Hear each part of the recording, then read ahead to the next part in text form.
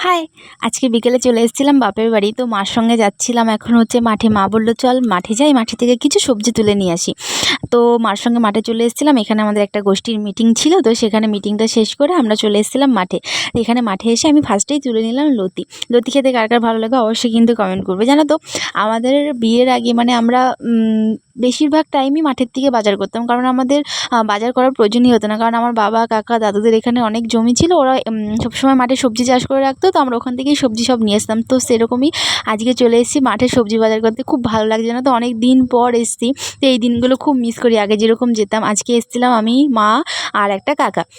তো সবাই মিলে খুব মজা করেছি। মানে আমার তো খুব ভালো লেগেছে আজকে এত দিন পর সব নিজের হাতে তুলছিলাম। তো এখানে আমি তুলে নিয়েছিলাম কাঁকরোল। কাঁকরোলগুলো একটু তেড়াবাঁকা ছিল, এরকমই হয়, তেড়াবাঁকা থাকে। তো বাড়ি চলে এসেছি সব সবজি টবজি বাজার করে নিয়ে। কী কী বাজার করেছি তোমাদের লাস্টে দেখাবো। তো এখানে আমরা সবাই মিলে একটু আড্ডা মেরে নিলাম। তো দেখে নাও কী কী বাজার করে